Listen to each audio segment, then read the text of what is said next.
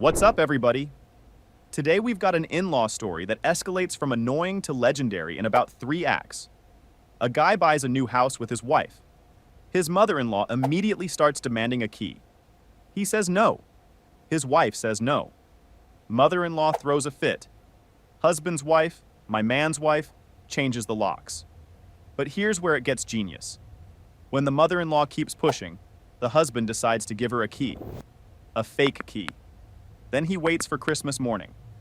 MIL shows up early to surprise them, tries the key, and gets caught red-handed in front of the entire family, with a key that doesn't work. On Christmas morning. I'm telling you, this is top-tier strategy. Let's get into it. My mother-in-law demanded a key to our new house. I said no. She kept pushing, so I gave her a fake one. She got caught trying to sneak in on Christmas morning. I know the title sounds petty. It is petty. I fully own that. But sometimes petty is the only language certain people understand, and my mother-in-law is fluent in it. My name's Nate. I'm 31. I work as an operations coordinator at a shipping and distribution center. Basically, I make sure the right things go to the right places at the right times. It's not glamorous, but I'm good at it, and it pays the bills. My wife, Jess, is 30. She's a veterinary assistant. We've been married for 3 years and together for 6. We have a dog named Oakley, a golden doodle who is simultaneously the dumbest and sweetest animal on the planet. He once walked into a glass door 3 times in one day. Same door, same day. We took him to the vet thinking maybe his vision was bad. Vet said his eyes were fine. He's just not very bright. We love him anyway, possibly more because of it. We bought our house about a year ago. 3 bedrooms, decent yard, quiet street in a neighborhood where people wave when they drive past but don't show up unannounced. That last part was important to us, specifically to me, because my mother-in-law, who I'll call Gail, has a history of showing up unannounced like it's a competitive sport. Let me tell you about Gail. She's 62, retired teacher, lives alone about 20 minutes from us, and she has, how do I put this, no concept of boundaries. Zero. None. Gail believes that being Jess's mother gives her unrestricted all-hours access to Jess's life, Jess's home, and Jess's husband. She would show up at our old apartment whenever she felt like it. We'd come home from work and Gail would be sitting on the couch watching her shows because she'd gotten a key from the building manager by telling them she was Jess's emergency contact. Which she was, technically. But using your emergency contact status to let yourself into someone's apartment while they're at work so you can watch Dateline on their couch is not what emergency contact means. At the old apartment, Gail had what I came to think of as Tuesday inspections.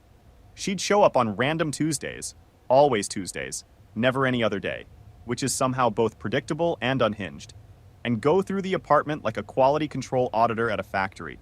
She'd check the fridge, expired yogurt would be thrown out, produce would be rearranged by freshness, and anything she deemed too processed would be moved to the back with a post-it note that said, "Consider alternatives."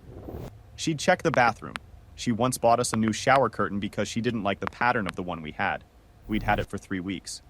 She'd check the laundry situation and make pointed comments about wrinkled shirts. Once, and this is the one that almost broke me, she showed up and had rearranged our bookshelf, alphabetically, by author. My books were in the order I wanted them, which was vaguely by genre, but mostly by which ones I'm currently reading. She fixed that, without asking. She'd also rearrange our kitchen. I'm not exaggerating. She literally reorganized our cabinets because she thought our system was chaotic. I came home one Tuesday to find the plates where the glasses used to be, the glasses where the bowls used to be, and the bowls in a cabinet above the fridge that I can barely reach. When I asked Jess about it, she sighed and said, "That's just mom." That's just mom was the explanation for everything. Gail opens our mail. That's just mom. Gail goes through our fridge and throws out food she thinks is expired. That's just mom. Gail shows up during date night to drop something off and stays for 2 hours. That's just mom. Gail comments on our laundry pile. Comments on what we're eating. Comments on the brand of toilet paper we buy. That's just mom times infinity. I love Jess. I do. She's my person. But her ability to normalize her mother's behavior was the one thing that drove me absolutely insane. And when we bought the house, I saw an opportunity to reset the boundaries from scratch. The house hunting process itself was interesting, because one of my unspoken criteria, that I never told the realtor, was How defensible is this house against Gail? I wanted a street where you could see cars approaching from a distance. I wanted a front door with a good deadbolt. I wanted a back door that locked from the inside with a chain, not just a knob lock. The realtor probably thought I was worried about crime. I was worried about brunch ambushes. The first thing I said when we got the keys, before we even moved a box in, was Gail does not get a key to this house. Jess agreed. To her credit, she was on board immediately. She said, "This is our fresh start. Mom needs to learn to call first." I almost cried with gratitude. 3 years of, "That's just Mom," and suddenly we were on the same page. I should have bought a house sooner. We moved in, unpacked boxes, organized the kitchen our way, plates on the left, glasses on the right, bowls at eye level like civilized people. Jess and I stood in the kitchen on our first night in the house, eating takeout straight from the containers, and she said, "This is ours." And it felt like it. For the first time in 6 years together, our living space was actually ours. No rearranged bookshelves, no passive-aggressive yogurt disposal, no surprise Tuesdays, just us and Oakley and a kitchen where we knew where the bowls were because nobody had moved them. We didn't give Gail a key. And the campaign began. Hold on. This is me jumping in, not Nate. I need to establish something for the listeners. Gail got a building manager to give her a key to their old apartment by claiming she was an emergency contact. She rearranged their kitchen while they were at work. She went through their fridge and threw out food. This woman treats her daughter's home like a hotel she has a lifetime membership to. I'm calling her the inspector because she doesn't visit, she conducts audits. She shows up unannounced, reviews your living conditions, reorganizes your belongings, and leaves when she's satisfied that you're living up to her standards. Nate just bought a house specifically to escape this woman's jurisdiction. And the inspector is about to discover that her security clearance has been revoked. This is going to be so good.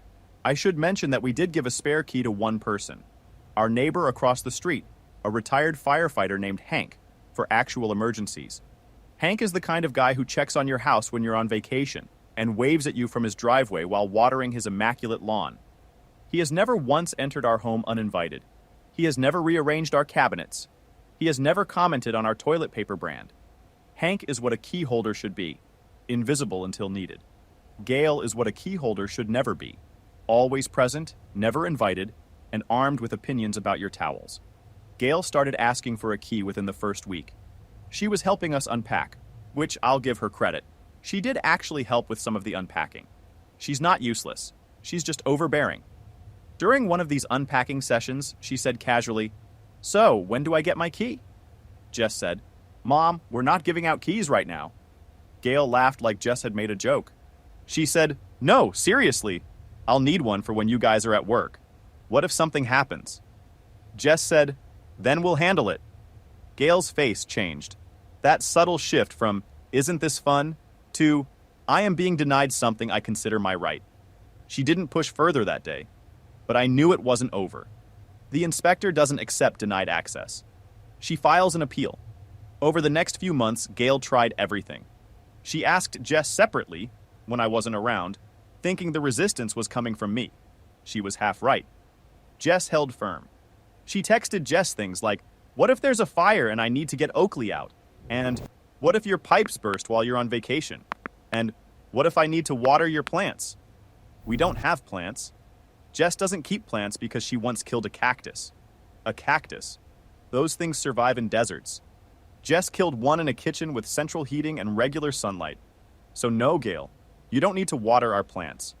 She also tried what I call the slow lobby. Every time she visited, invited at least, she'd make a comment about the key. "Sure is cold outside. Good thing I don't need to stand on your porch waiting because I have a key. Oh, wait." Or she'd say, "I noticed your mail was sitting in the box for 2 days. If I had a key, I could have brought it in." She was relentless. It was like being marketed to by a door-to-door salesman who also happened to be your mother-in-law and would never leave. Gail tried the guilt route. "I'm your mother. Don't you trust me?" She tried the safety route. "What if I fall on your porch and can't get in?" She tried the emotional manipulation route. "I just want to feel welcome in my daughter's home." Jess started getting worn down. I could see it. Every text from Gail was another drop of water on the same stone. And Jess is strong, but she loves her mom and doesn't want to hurt her. That's the trap of dealing with a boundary crosser who's also someone you love. You feel guilty for protecting yourself. I want to give you one more example that I think explains why I did what I did. About 3 months after we moved in, Jess and I had a Saturday to ourselves. No plans, no obligations. We decided to have a lazy morning. Sleep in, make pancakes, watch something, just be together. At about 9:30 a.m., there was a knock on the door. Gail. She was holding a bag from a home goods store and said, "I bought you new hand towels. The ones you have look worn." She walked in, past me, past Jess in her pajamas, and went directly to the bathroom to replace the hand towels. Without asking. We hadn't invited her. We hadn't told her we needed towels. She just decided our towels were insufficient and showed up to correct the situation. Jess pulled me aside in the kitchen and said, I know. She needs to stop." I said, "Jess, she came to our house on a Saturday morning to change our towels. This is beyond she needs to stop. This is a pattern that's not going to break without something drastic." Jess looked at the bathroom, where we could hear Gail debating out loud whether the towel rod was the right height, and said, "What are you thinking?" I said, "I'm thinking about Christmas." That's when I made the decision, a decision that I have zero regrets about, even though it resulted in the most chaotic Christmas morning of my life. I told Jess we should give Gail a key. Jess looked at me like I'd suggested we adopt a tiger. She said, "What? No, we agreed." I said, "Hear me out. We give her a key, but not a real key." Jess stared at me for about 10 seconds. Then a smile crept across her face. She said, "You're going to give her a fake key." I said, "I'm going to give her a key that looks exactly like our house key, but opens absolutely nothing." Jess thought about it for maybe 3 seconds and said, "Do it." I went to the hardware store the next day, bought a blank key that matched the style and brand of our lock. Had it cut randomly, not to any lock, just a random cut. It looked legitimate. It felt legitimate. It would go into the lock and turn part way. But it wouldn't open anything. It was the key equivalent of a store brand phone charger that fits the port but doesn't actually charge. I put it on a little key ring, nothing fancy, just a plain silver ring, and the next time Gail came over for dinner, I pulled it out and said, "Gail, Jess and I talked about it. You're right. You should have a key. For emergencies." Gail's face lit up like I'd handed her a golden ticket. She actually hugged me. First time she'd ever hugged me voluntarily. She said, "Thank you, Nate. This means so much." She put the key on her keychain immediately, right next to her car key, and a little charm of an angel that she'd gotten at some gift shop. I felt a tiny pang of guilt. Very tiny. Microscopic. It passed quickly. Pause. I need to appreciate the craftsmanship here. This man went to a hardware store, had a fake key cut to look exactly like the real one, gave it to his mother-in-law with a straight face, and accepted a hug for it. That's not petty. That's espionage. Nate is operating at CIA levels of domestic counterintelligence. He just gave the inspector a badge that opens no doors, and she pinned it to her keychain with pride. This is like giving someone a TV remote with no batteries, and watching them press buttons for hours wondering why nothing's happening. And the best part? The trap isn't even set yet. This is just the bait. Christmas is coming. And I have a feeling the inspector is about to conduct her most ambitious audit yet. The next few weeks were interesting. Gail told Jess she was so grateful that Nate had come around. She told her bridge club about the key. She told her neighbor. She told the cashier at the grocery store. I know this because the cashier, a woman named Deb, who apparently knows everyone in town, mentioned it to Jess when she was shopping one day. "Your mom is so happy about the house key." Jess came home and looked at me and said, "She told the grocery store lady." I said, "Good. More witnesses." For the next 2 months, Gail was suspiciously pleasant. She called before coming over. She didn't rearrange anything. She didn't comment on the fridge. It was like having a key, even a fake one, gave her enough of a sense of control that she relaxed. Jess noticed too. She said one night, "Mom's been really good lately. Maybe the key thing actually helped." I nodded and said nothing. Because the key thing hadn't helped. The key thing was a time bomb, and the timer was set for December 25th. I should explain something about Gail and Christmas. For Gail, Christmas is an Olympic event. She plans for it starting in September. She bakes, she decorates, she orchestrates. And every year, her signature move is to surprise us on Christmas morning by showing up before we wake up to put presents under the tree and start cooking breakfast. At the old apartment, she'd use her unauthorized key to let herself in at 6 a.m. We'd wake up to the smell of pancakes and the sound of Gail rearranging our living room furniture to make room for her decorations. We'd told her multiple times we didn't want the Christmas morning surprise. We wanted to wake up at our own pace, have our own morning, and then do the family stuff later. She ignored us every time. That's just Mom. This year, Jess and I discussed it in advance. We knew Gail would try. We knew she'd come early. And we knew she'd use her key. Her fake key. That wouldn't work. We didn't tell anyone else what was coming. Jess invited her family for Christmas brunch at 11 a.m. Gail, Jess's brother Craig, Craig's wife Holly, and Jess's grandmother Rose. Everyone confirmed. The brunch was the official event. Anything before that was unauthorized. Jess and I spent Christmas Eve wrapping presents and eating leftovers from the fridge. Oakley lay on the couch between us, chewing a rope toy he'd had since he was a puppy. The house was warm. The tree was lit. It felt like the beginning of something new. Our first real Christmas in our own house, with our own traditions, on our own terms. And yeah, there was a small tactical operation planned for 6 a.m. But that didn't diminish the evening. If anything, it added a certain spice. Before bed, I texted my buddy from work, a guy named Phil who I'd told the whole plan to. It's go time. He replied with a popcorn emoji. He gets it. Christmas Eve, I made sure the deadbolt was locked. I checked it twice. Then I set up something I'd been planning for weeks.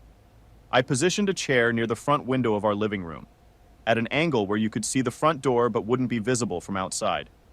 I put a blanket on it. I put a coffee mug on the side table. I set my alarm for 5:45 a.m. Jess saw the chair set up and said, "You're actually going to watch." I said, "I've been waiting 2 months for this." She shook her head and went to bed. She was smiling, though. She was definitely smiling. Christmas morning, 5:45 a.m. My alarm went off. I crept downstairs in my socks, made coffee. Quietly. Our coffee maker is loud and I didn't want to alert Oakley, who sleeps in the kitchen and barks at everything, including his own reflection. And sat in my chair by the window. Oakley stayed asleep. Bless him. 6:14 a.m. Headlights in the driveway. Gail's white sedan. Right on schedule. She got out of the car carrying 2 bags, presumably presents and breakfast supplies. She walked up the front porch steps. I watched through the window as she set the bags down, reached into her purse, pulled out the key, and put it in the lock. She turned it. Nothing. She pulled it out, looked at it, put it back in, turned it again. Nothing. She jiggled it. She pulled it partway out and tried again. She tried pushing the door while turning. She tried both hands. She stepped back and looked at the lock like it had personally betrayed her. I was in the chair, coffee in hand, watching this in real time like it was the greatest show on television. I couldn't look away. My chest was doing that thing where you're trying not to laugh so hard that your ribs hurt. She tried the key 4 more times. 4. Each attempt more vigorous than the last. On attempt 3, she actually leaned her body weight into the door while turning the key, like maybe the problem was insufficient force. On attempt 4, she pulled the key out completely, held it up to the porch light, examined it, blew on it. I swear to God she blew on it, like it was a Nintendo cartridge from 1992, and put it back in. It still didn't work, because it was never going to work, because it was cut to open nothing. This was the physical comedy event of the season, and I was the only audience member. She even tried the back door, which was also locked with a different lock that her fake key definitely didn't fit. She came back to the front door, tried again, and then stood on the porch with her hands on her hips, looking at the door like she was personally offended by wood. Then she called Jess. Jess's phone rang upstairs. She came down, she'd been awake, listening, and answered it in the kitchen. Gail said, "Jessica, something's wrong with your lock. My key isn't working." Jess said, "Mom, it's 6:15 in the morning. We said brunch at 11. Gail said, "I know, but I wanted to surprise you. Can you let me in?" Jess said, "Mom, come back at 11. There was a pause. Gail said, "But I have presents." Jess said, "Bring them at 11. Gail left. She sat in her car for about 3 minutes first, engine running, headlights on, just sitting there. I imagined she was processing, or calling someone, or staring at the key on her keychain, wondering when locks became uncooperative. Then she drove away. Slowly, like a person leaving a scene they're not done with. I sat in my chair for another few minutes. Oakley had woken up by this point and wandered into the living room. He looked at me. I looked at him. I said, "Merry Christmas, Oakley." He sneezed. "Good talk. Wait. She tried the key 6 times. 6. And then tried the back door. The inspector was running a full perimeter check at 6 a.m. on Christmas morning, with a key that opens nothing, 2 bags of presents, and the unshakable belief that she has a right to enter this house whenever she wants. And Nate, my guy Nate, was sitting in a chair with coffee, watching this happen through the window like it was the season finale of his favorite show. This man set up a viewing station for his own prank. He had a blanket. He had a mug. He had front row seats to the greatest lock-based comedy in the history of Christmas mornings. I'm in tears. Actual tears. The back door attempt? Chef's kiss. She really thought maybe the back door would accept her fake key. "Ma'am, the key doesn't open anything. It's not the door's fault. It's your clearance level." Jess came downstairs around 7. She found me in the chair, coffee mug empty, grinning like an absolute child. She said, "Well?" I said, 6 attempts, both doors, left at 6:22. She said, "You timed it." I said, "I logged every attempt." She shook her head, but she was laughing. We made breakfast together, eggs and toast, nothing fancy, and exchanged our gifts. I got her a book she'd been wanting and a new collar for Oakley with his name embroidered on it. She got me a really nice jacket and a card that said, "To the best lock installer in the Midwest." She'd planned that card weeks ago. We're a team. The brunch was interesting. Gail arrived at 11 on the dot. She walked in, through the door that Jess opened for her, like a normal guest, and immediately said to me, "Nate, I think there's something wrong with the key you gave me." The entire family was already there. Craig, Holly, Grandma Rose. Everyone heard it. I said, "Oh, really? What happened?" She said, "I came by this morning to surprise you guys, and the key wouldn't work. I tried it multiple times. I think the lock might be broken." I said, "The lock works fine. We used it this morning." She said, "Well, then the key must be defective." I said, and this is the moment I'd been building toward, the one I'd rehearsed in my head for 2 months. "Gail, the key isn't defective. It was never meant to open the door." The room went quiet. Craig looked at Holly. Holly looked at Grandma Rose. Grandma Rose looked at her plate like it contained the secrets of the universe. Jess stood next to me and didn't say a word. She didn't need to. Her presence was enough. Gail's face went through about 6 expressions in 3 seconds. Confusion, realization, embarrassment, anger, more embarrassment, and then something I didn't expect, a kind of defeated acceptance, like the jig was up and she knew it. She said, "You gave me a fake key?" I said, "I gave you a key that was exactly as useful as your emergencies." "You never had an emergency, Gail. You just wanted access. And we told you multiple times that we weren't comfortable with that. You didn't listen, so I had to show you." Gail looked at the key in her hand. She'd pulled it out of her purse at some point during the conversation, like a prop in a courtroom drama. She looked at me. She looked at Jess. She looked at the key again. And then she said something that surprised me. "You could have just told me to stop." I said, "Gail, we did. Multiple times. You didn't stop." She didn't have a response to that, because she knew I was right. She knew that every conversation we'd had about boundaries had ended with her doing whatever she wanted anyway. The fake key wasn't the first boundary. It was the last one. The one she couldn't ignore because it was made of metal and physics. Nobody spoke for about 15 seconds. Craig cleared his throat and said, "So, should we eat?" God bless Craig. The man is a tension diffuser. Holly started bringing dishes to the table. Grandma Rose said, "This stuffing smells wonderful." And just like that, the brunch continued. Gail was quiet for most of it. Not angry quiet, processing quiet. After the meal, she pulled me aside in the hallway. I expected a fight. Instead, she said, I know I overstep. I know that. I don't want to be shut out of Jessica's life. I said, Gail, you're not shut out. You're here. It's Christmas. You're eating brunch with your family. Nobody shut you out. We just locked the door. That's all a locked door is. It's not a rejection. It's just a door that requires a knock. And knocking isn't hard. You do it everywhere else in the world. You knock at the doctor's office. You knock at your bridge club. You knock at the grocery store. You just didn't think you had to knock here. And you do. She looked at me for a long time. Then she said, When did you get so smart? I said, I've always been this smart. You just never asked me anything besides where the casserole dish was. She almost smiled at that. Almost. Then she said, I'll try. And she walked back to the table. She didn't apologize. That's not really Gail's style. But she said she'd try. And that was enough for now. Rome wasn't built in a day. And Gail wasn't going to transform into a boundary-respecting angel overnight. But I'll try from a woman who's been entering without knocking for 30 years? That's a start. That's a real start. Final update. Grandma Rose, by the way, was the real MVP of that brunch. While all the drama was happening, she sat at the table eating her stuffing and not saying a word. After the meal, when things had settled down and people were in the living room opening presents, she pulled me aside and said, Nathan, I've been dealing with Gail for 35 years. She's my daughter. I love her. But she needs to learn that love doesn't come with a master key.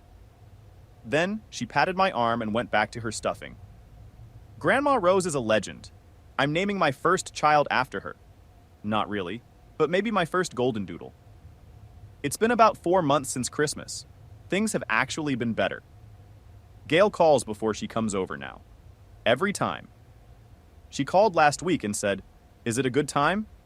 And when I said we were busy, she said, No problem, I'll come Saturday. No guilt trip, no passive-aggressive sigh. Just, no problem. I nearly fell off the couch. Jess and I talk about it sometimes. Whether the fake key was too far, whether there was a gentler way. And maybe there was. But we tried gentle. We tried conversations. We tried asking nicely. We tried boundaries with words.